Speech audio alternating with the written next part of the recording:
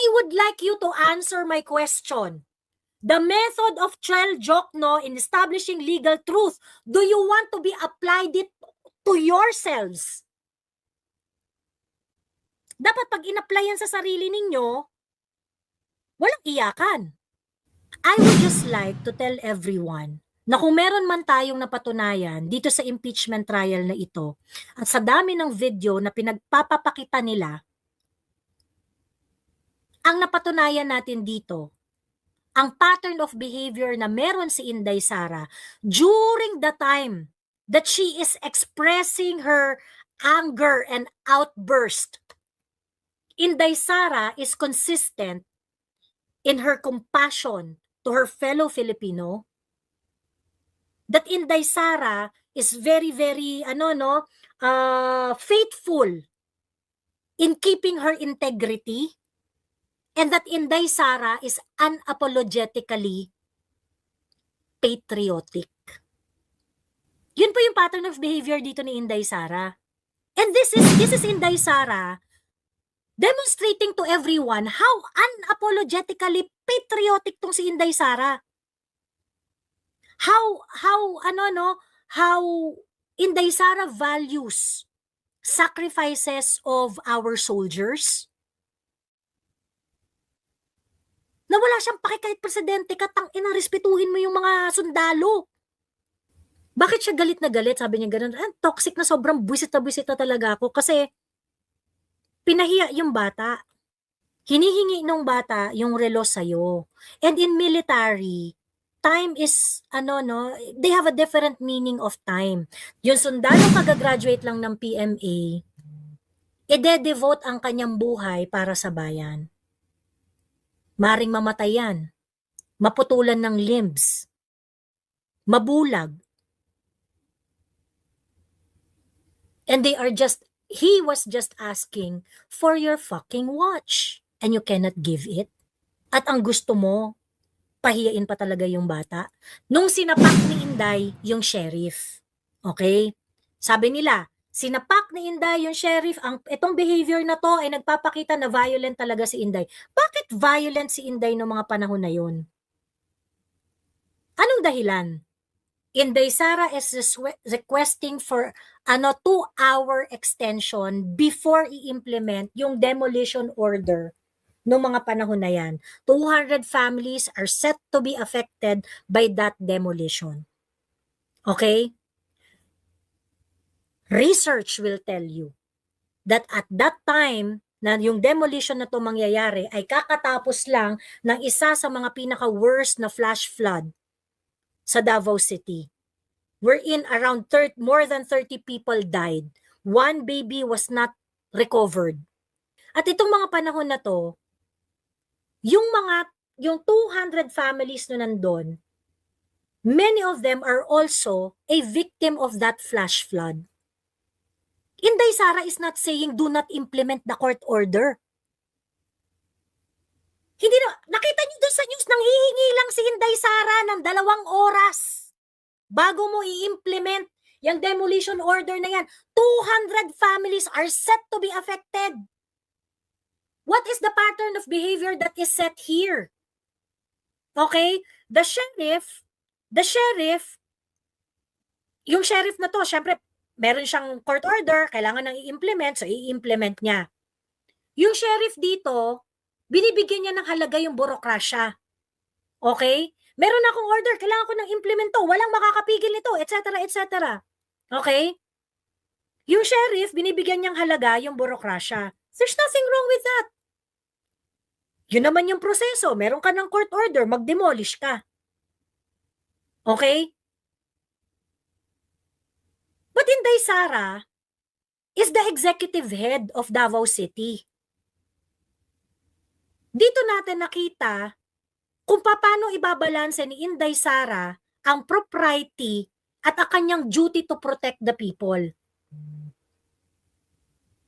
Ia-argue mo na very, very important sa'yo itong burokrasya na ito. Ay, kailangan implement na.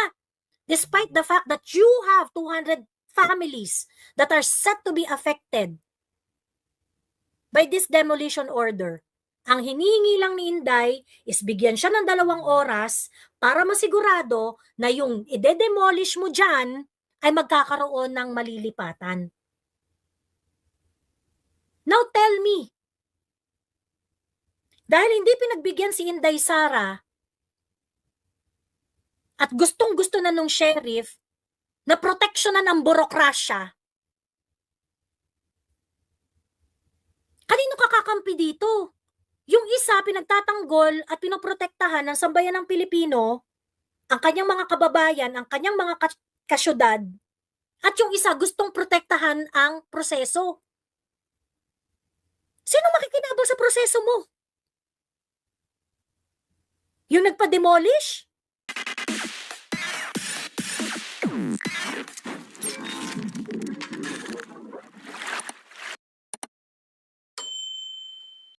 Ayan. 20 years of record, ang daming pagpipilian ng prosecution as baseline para compare nga yung busy na si Sara tapos hindi fishing expedition yan, sabi ni Bright Naria. Correct. And I can't understand, especially yung mga yellows dito, yung mga DDH dito, do you really find value do sa mga sinabi ni Chel Jokno? You think yung ginawa ni Chel Jokno is a standard when you are trying to establish truth? Legal truth. Magkaaminan tayo dito. Pagkatapos i-insist ninyo, pinakain ni Chel Jokno nilamon ni Chel Jokno si ang magkapatid na Cayetano talaga? If you're going, lahat ng mga pupunta dun sa page ko, if you're going to tell me na kinain ni Chel Jokno ang magkapatid na Cayetano doon sa argument on the fishing expedition, you better tell us. So ang sinasabi ninyo, yung argument ni Chel Jokno should be the standard in establishing legal truth moving forward. I challenge you.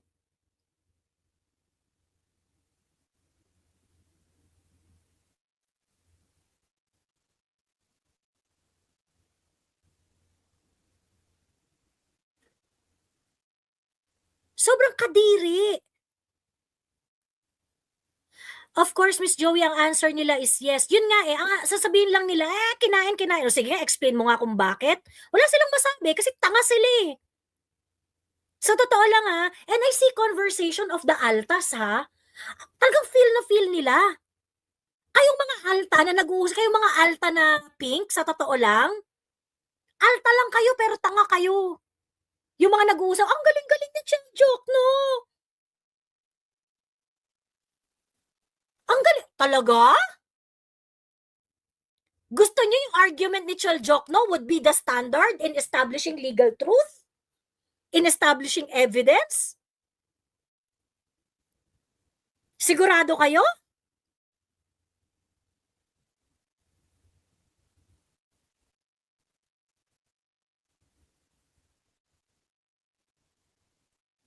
And I challenge you, if you are going to tell us na yung method ni Chel Jokno, yung pinaglaban ni Chel Jokno dyan sa trial na yan, is the standard of establishing legal truth. Mag-isip-isip kayo.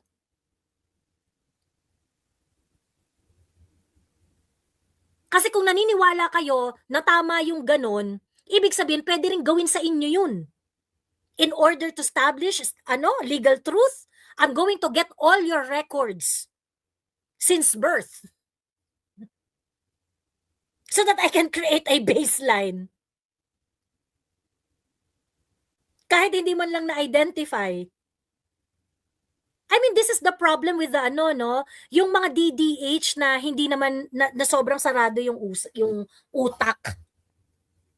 Chel Jokno kayo ng Chel Jokno talaga?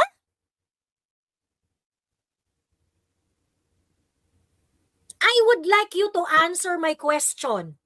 The method of Chel Jokno in establishing legal truth, do you want to be applied it to yourselves? Dapat pag in-applyan sa sarili ninyo, walang iyakan.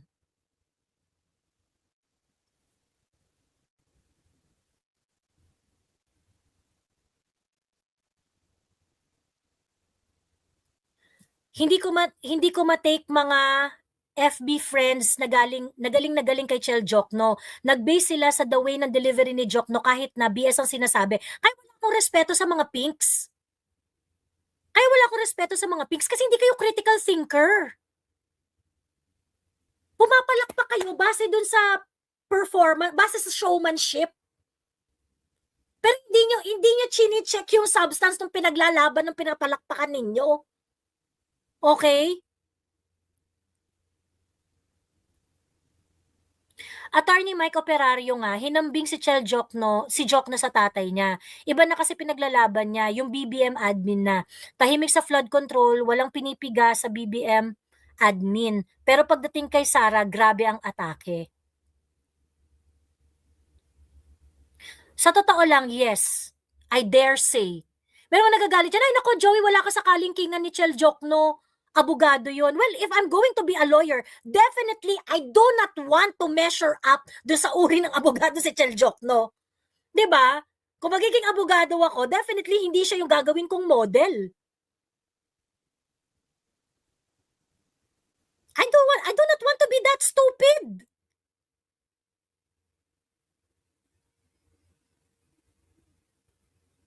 Hindi, definitely yung ina-advocate ni Chel Jokno are the things that I will never advocate for. Because I respect constitutional rights of individuals, of every Filipinos. Chel Jokno ninyo, walang pake. Basta may political value ang pinaglalaban, dun siya.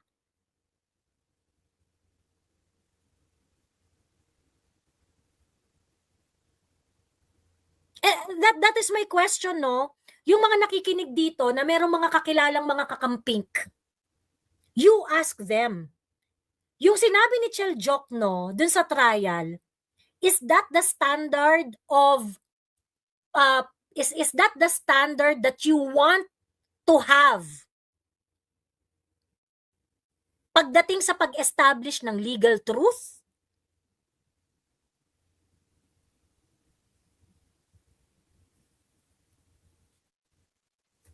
Kung sinasabi niyo nagagalingan kayo kay Chel Jokno, you have to subject yourself to the same standard that Chel Jokno advocated for pagdating sa pag-establish ng legal truth. Kaya nyo?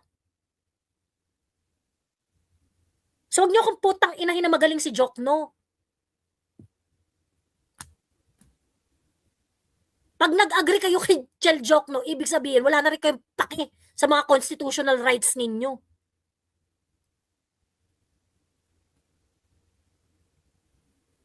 Miss Joey, wait lang, nasan po si Miss Sas? Nag-ano raw, ginagawa raw yung broadband niya, yung parang mga wires dun sa kanila. So, wala siyang internet. Ayan, mahina yung internet niya, hindi siya makakonect. Meron siyang internet, pero hindi kaya yung video. Ayan, ewan ko kung susunod pa si Sas. Ayan. Okay. Well, anyway, na kahapon kahapon nga ba? O tama, kahapon, nung patapos na yung live ko, nung pinakita ko yung comment ni Oshat, and I felt na it is a very, very important topic to talk about. And that is going to be my last topic before I end my live. Ganun. Maaga ako mag-end ng live, ha? Ang isang umikot na kwento sa social media ay yung pattern of behavior daw ni Inday Sara leaning towards violence. Dahil pinakita dun sa day 9 yung pananapak ni Inday Sara ng sheriff. Okay?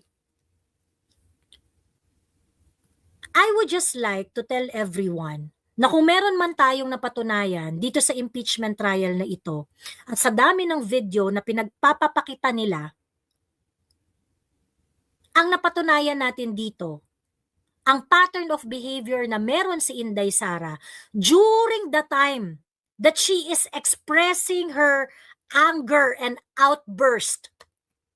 Inday Sara is consistent in her compassion to her fellow Filipino, that Inday Sara is very, very, faithful in keeping her integrity, and that Inday Sara is unapologetically patriotic. Yun po yung pattern of behavior dito ni Inday Sara. Okay, let me just go first doon sa video ni Inday Sara na kung saan dinidescribe niya yung gusto niyang pugutan ng ulo si BBM. Let me just show you that. And this is Inday Sara demonstrating to everyone how unapologetically patriotic tong si Inday Sara. How Inday Sara values sacrifices of our soldiers. Na wala siyang pake kahit presidente ka, tangina, respetuhin mo yung mga sundalo.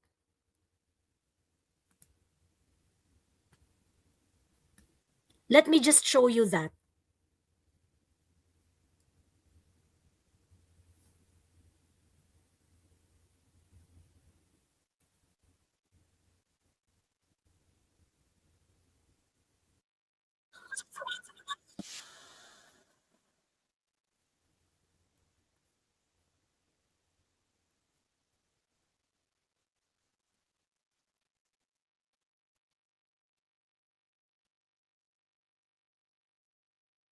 Teka lang ha.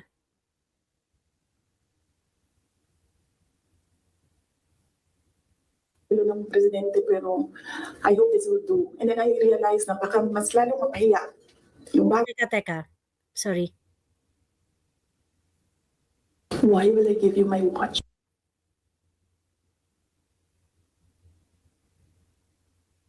Meron ka din dapat sana sigurong pag-intindi. Ayan. Malapit na, sorry.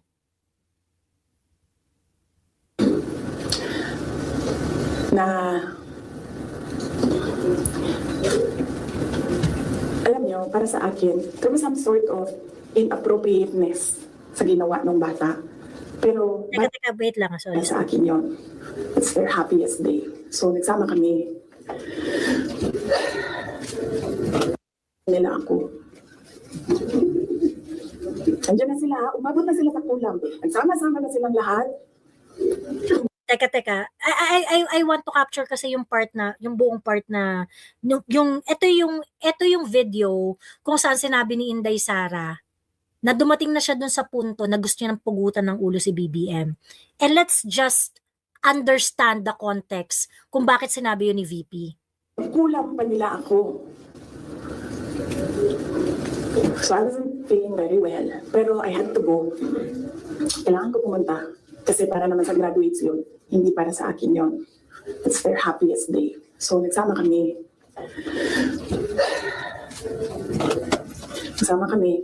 Katayo kami. Doon. And mayroong isang graduate na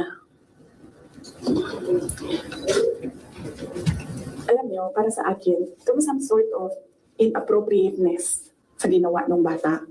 Pero bata ito eh. So ikaw din, meron ka din dapat sana siguro pag-intindi kung saan nanggagaling yung bata. And ang reaction mo, ang response mo, should be so that the child will learn a lesson. So meron isang graduate. Sabi ng graduate, Mr. President, can I have your watch as a graduation gift? And narinig ko, katabi ako, di ba? Narinig nung katabi ko. Narinig nung katabi ng katabi ko. But apparently, this guy, hindi niya alam kung ano isasagot niya. So ang ginawa niya, pinaulit niya sa bata. What did you say this time? Siyempre bata, hindi niya alam ba saan yung inulit ng bata, louder this time. Mr. President, can I have your watch as a graduation gift? Ano sagot niya? Why? Why will I give you my watch? At that point, may sakit na ako. Wasn't feeling very well. Nandun lang ako, nakakatayo ako doon kasi may kamot ako. Gusto ko, ang galing ng ulo niya ba?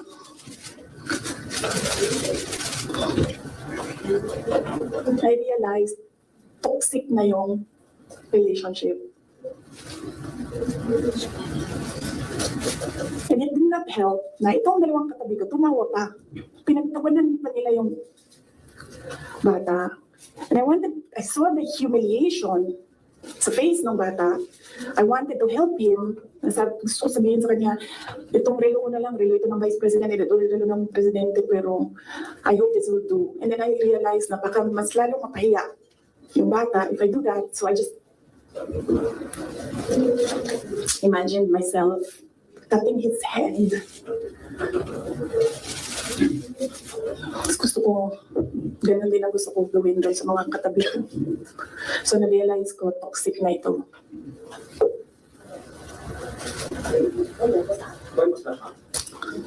One of the graduation, hanapin niyo yung footage, makikita niyo doon yung mukha ko. Tsaka mukha niya. I-lip read niyo yung sinasabi niya. Why? Hanapin niyo yung footage, ma'am. Trabaho kayo, mag-research kayo. So, gusto ko sabihin sa kanya, Ito importante tong part na to eh. bago ko tanggalin ang ulo mo, yung batang yan yung magpapakamatay para sa bayan natin. Nag-aral yan ng 4 na taon, naghirap yan ng 4 na taon, walang tulog araw-araw para mag-training kasi mamamatay yan para sa bayan natin. Yan yung batang yan ang mapuputulan ng daliri diyan sa fiasco ninyo sa West Philippine Sea. And then, I'll touch his hand. So, na-realize ko, toxic na, di ba? Okay.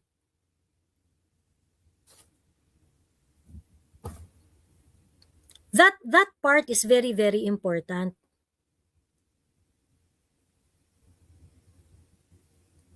Bakit siya galit na galit? Sabi niya ganun, toxic na sobrang buwisit na talaga ako kasi pinahiya yung bata. At bakit nga raw niya pupugutan ng ulo to si BBM? Because you have no shame. Hinihingi ng bata yung relo sa'yo. And in military, time is, they have a different meaning of time. Time is a resource, is a regarded as a resource. Time is efficiency. Time is survival. Iba, special yung meaning sa military ng oras because they do not have much time. They do not have the concept of time na katulad ng concept of time ng civilian. So kaya naging parang tradisyon yan sa PMA na manghingi ng relo. Okay. Bakit mamumugot si Inday Sara ng ulo? Mamumugot siya ng ulo dahil pinugutan mo ng ulo yung batang kagagraduate lang, yung sundalong kagagraduate lang ng PMA. Yung sundalong kagagraduate lang ng PMA, ide-devote ang kanyang buhay para sa bayan.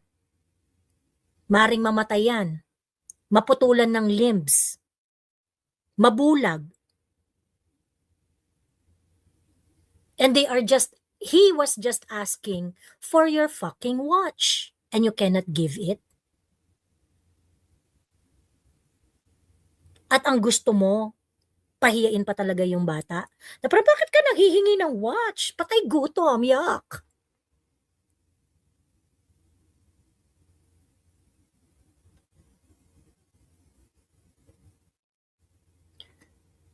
When you embarrass a person, di ba, ang tawag dito, when you embarrass a person, ano yung nawawala dun sa tao na yun? Ulo. Diba? Pag pinahiya ka ng bonggang-bongga publicly,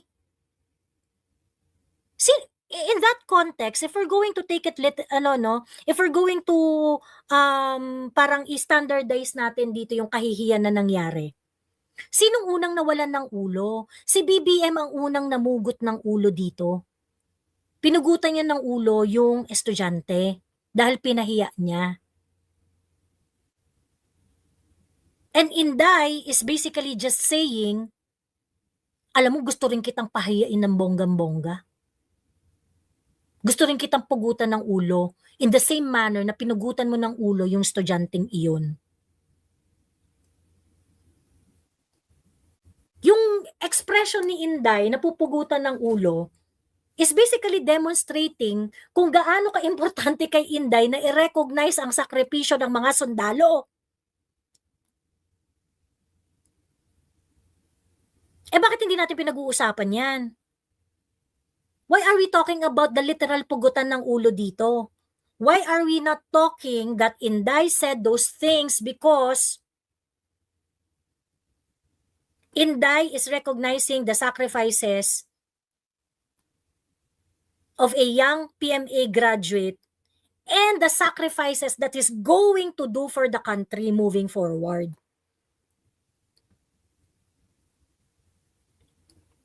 Diba? So, ang na-establish na pattern of, ang na-establish dito ni Inday sa behavior niya, wala siyang pakialam kahit presidente ka pang kumag ka, pag binastos mo ang sakripisyo ng mga sundalo at yung mga sakripisyo pang gagawin nila para sa bayan, pakyo ka. Yun yung gusto sabihin dito ni Inday. Kahit presidente ka, wala kang karapatan na pahiyain itong tao na ito dahil itong tao na ito, inialay niya na ang kanyang buhay sa military service. At maaari niyang ikamatay yun.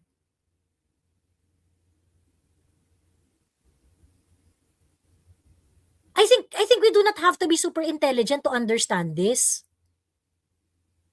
Diba? Sabihin na okay lang mag-away tayo. Ito naman kasi si Inday, yung bibig, ang talas-talas, ganyan-ganyan. Yeah.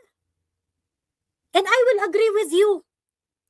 Sana pa-virgin yung mga salita ni Inday. Sana mabait yung pagkakasalita ni Inday. Kaso hindi siya ganun. And you can make reklamo of how tabil Inday is, how matabil ang mga bibig ng mga Duterte. Okay lang yun. We will agree with you. Walang problema. Pero para magpanggap kayo na hindi nyo naintindihan kung ano talaga yung sinabi ni Inday dito, putang ina nyong lahat. Kaya tayo nag-aaway kasi masyado kayong pa-virgin. Masyado kayong pa-virgin, wala na kayong values. Wala nang hindi na kayo faithful doon sa totoo nyong pinaglalaban.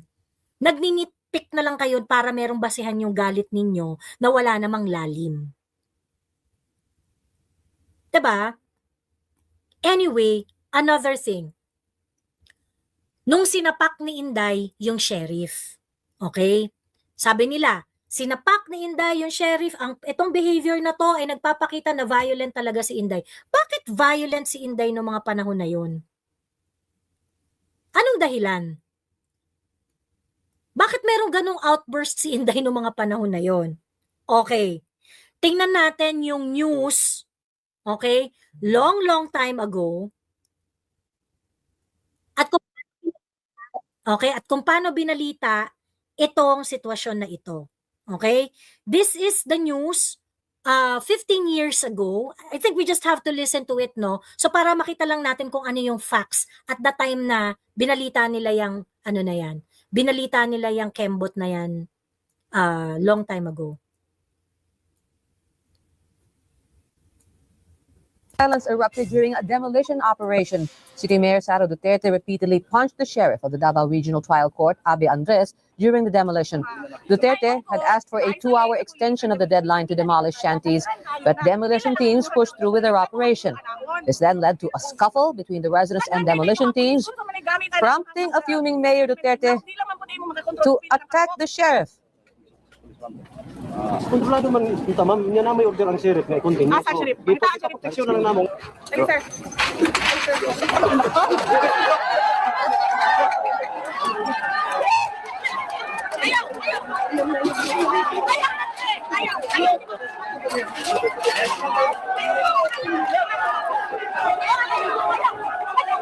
Over 200 houses were set to be demolished in the area based on a court order issued on June 23rd. Okay. In this news report, sinabi, Inday Sara is requesting for 2-hour extension before i-implement yung demolition order noong mga panahon na yan. 200 families are set to be affected by that demolition. Okay? Research will tell you that at that time na yung demolition na to mangyayari ay kakatapos lang ng isa sa mga pinaka-worst na flash flood sa Davao City. Wherein around more than 30 people died. One baby was not recovered.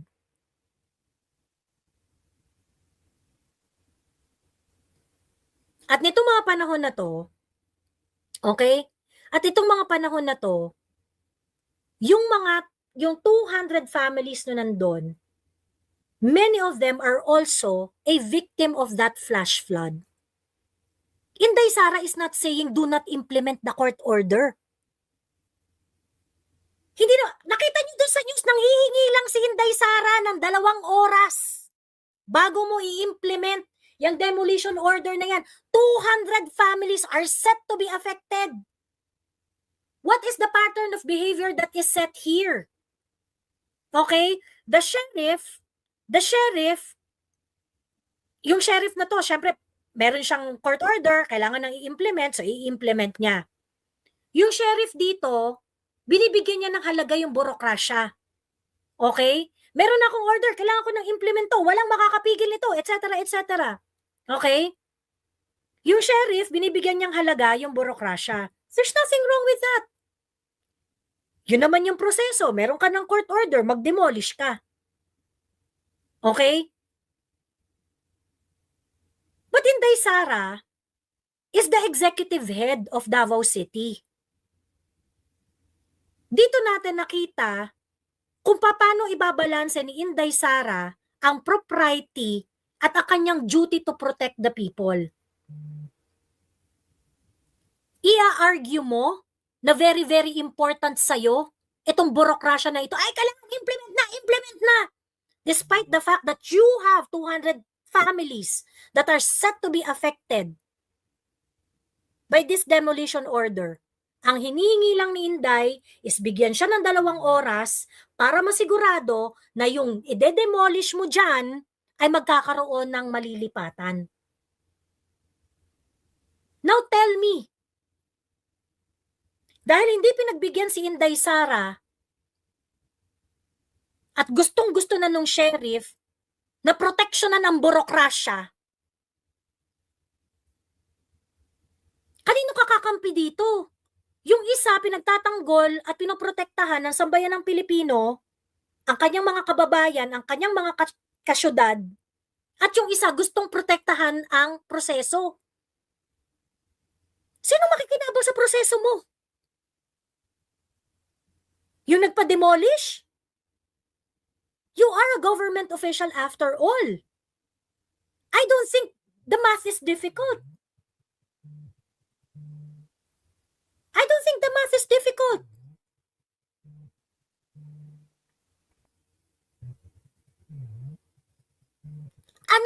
Ano yung pattern of behavior na meron dito si Inday?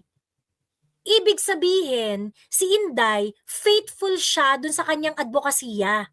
Faithful si Inday dun sa core value niya bilang public official. That at the end of the day, if she is caught between bureaucracy and the welfare of the people, she will always choose the welfare of the people. And that is the leader that we want.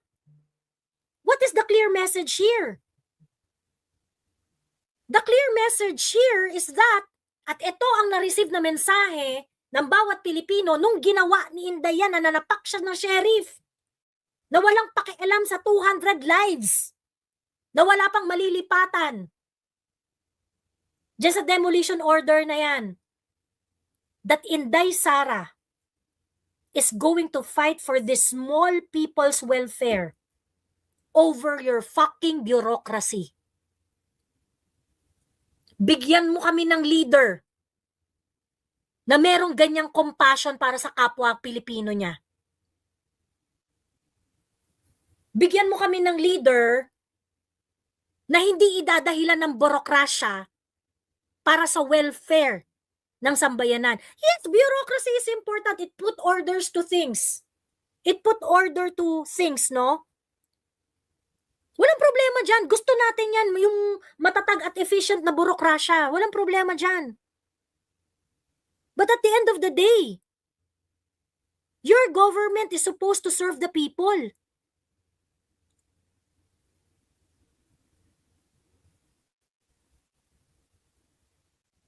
Inday was actually very sorry na dumating siya doon sa punto na kailangan niya sapakin yung sheriff. And yung sheriff at saka si Inday, later on, nagkaigi rin sila. Like I said, sa isip nung sheriff, I am just following the bureaucracy. Eto nabigyan na ako ng demolition order. I have to do my job. So sa isip siguro nung sheriff, I am not doing anything wrong. Kailangan ko na to, kailangan ko nang i-implement to. But also, Inday Sara has the duty to protect the people. 'Di ba?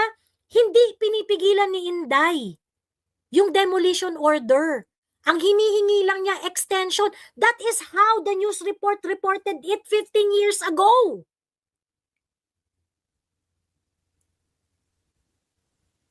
So in all of this, in 3 incidents na merong naglabas ng emosyon si Inday, in 3 incidents na meron siyang mga outburst, what is the pattern of behavior that was demonstrated here? That Inday Sara is unapologetically patriotic. Wala siyang pakialam kahit presidente ka pa. Kung hindi mo kayang pakitaan ng respeto ang mga nagsasakripisyo para sa bansa kagaya ng ating mga sundalo, pakyo ka. Ganyan si Inday. Okay? Sinapak ang sheriff. Sinapak ang sheriff dahil puta ka, i-insist mo sa akin ng burokrasya over the lives of ordinary people, pipiliin ko yung buhay ng mga tao, hindi ikaw.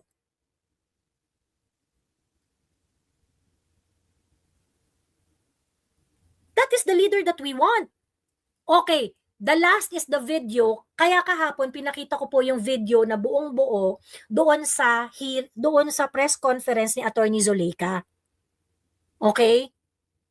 Na kung saan galit na galit si Inday at sinabi niya na pag pinatay siya,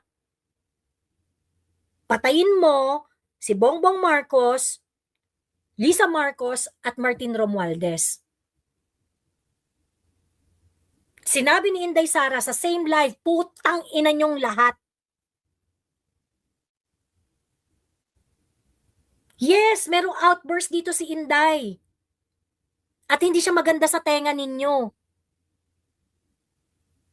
But Inday express yung disgust niya na ine-express rin naming mga ordinaryong Pilipino. Hindi na kami masaya sa nakawan at sa power tripping na nangyayari sa bansa. 'Di ba? Ngayon, yung pagmumura ni Inday, putang ina niyong lahat. It is actually a demonstration that Inday is not going to allow herself na kainin ng sistema kasama nyo. Hindi siya makikisama sa mga kagaya ninyong buwaya dyan sa gobyerno na korap. Kaya minumura kayo ni Inday lahat. Kaya sabi ni Inday, putang ina nyong lahat.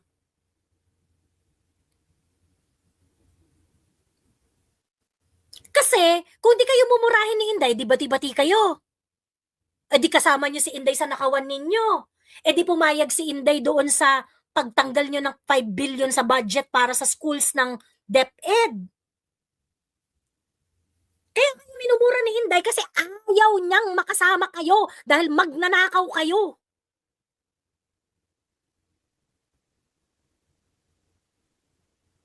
Ngayon, yung galit na si Inday, at sinabi ni Inday, pag pinatay ako, dahil nga may threat sa buhay niya eh, 'di ba?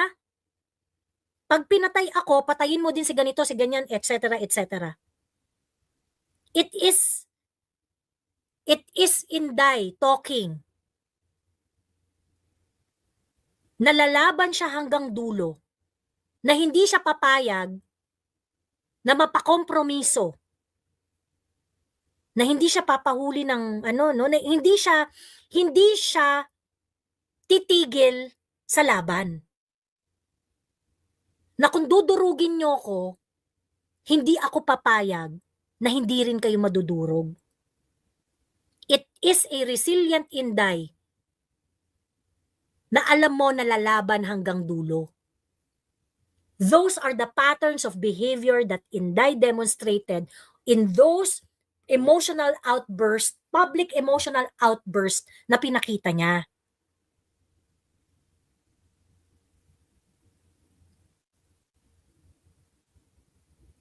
So,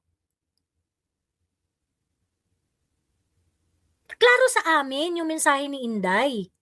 Hindi hindi makikisama si Inday sa inyong mga buwaya diyan. Kahit i-power trip niyo si Inday ng bonggang-bongga, hindi siya makikisama sa inyo. Kahit mag-isa na lang si Inday, tatayuan niya kung ano yung pinaniniwalaan niyang tama. And what I don't understand, bakit hindi ito nakikita ng mga anti-Duterte? Hindi niyo nakita na si Inday kahit dinudurog na ng bonggang-bongga, ayaw niyang makikompromiso sa mga puke ninyo?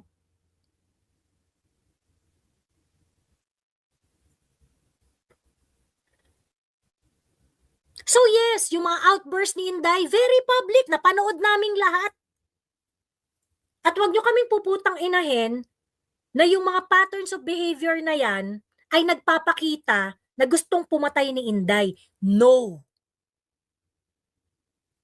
Ang pinakita ng mga public outburst at mga emotional expressions ni Inday ay malinaw na malinaw sa amin. Ayaw niyang makisama sa korap na gobyerno ni Bongbong Marcos. Kaya niyang tayuan ang pinaniniwalaan niyang tama kahit mag-isa na lang siya. Hindi niya iiwanan yung kanyang mga subordinates. Yun yung pinakita ni Inday. Doon nung pinagmumura niya tong mga to, because that press conference was only taken over by Inday. It is the press conference of Zuleika, of Attorney Zuleika. Hindi yun press conference ni Inday, press conference ni Zuleika yun. Tinake over lang ni Inday. Bakit? Dahil nagsusuka na si Zuleika. Nawawala na ng malay si Zuleika. And that actually demonstrated to us na si Inday hindi niya iiwanan ang mga tao niya.